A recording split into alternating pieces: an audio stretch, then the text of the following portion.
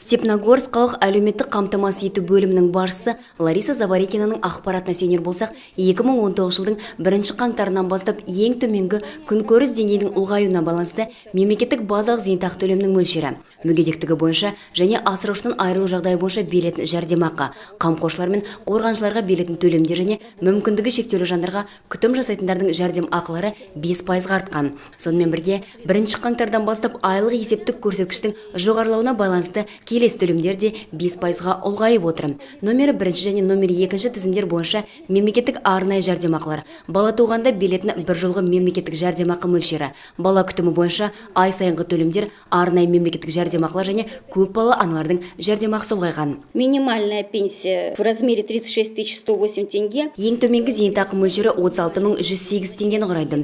Мұндай зейнетақы мөлшері егер ер адамның жалпы жұмыс уақыты 1998 жылдың 1 қаңтарына дейін еңбек өтілі, білімі, әскери қызметін қоса есептегенде 25 жылды құраса, ал әйелдерде 20 жылды құраса беріледі. Ал ең төменгі базалық зейнетақы 16 037-ге тең. Өздеріңіз білетіндей, зейнетақының осы мөлшері егер азаматтар 10 жылға дейінгі еңбек өтілі немесе мүлдем жұмыс жасамаған жағдайда беріледі деп отыр баяндамашы. Ақпарат жалғасында белгілі болғанда елімізде зейнет жасына шығу жүйесі өзгеріске ұшырағандықтан биыл 59 жастағы әйелдер зейнеткер атанатын көрінеді. Сонымен бірге осы жылдан бастап бір құжат негізінде зейнеткерлік жүйеге өтуге болатын сыңайлы. Осылай деп мәлімдеген Лариса Заварикина айтулық қызмет түрі халыққа қызмет көрсету орталықтар арқылы жүзеге асатын алға тартты.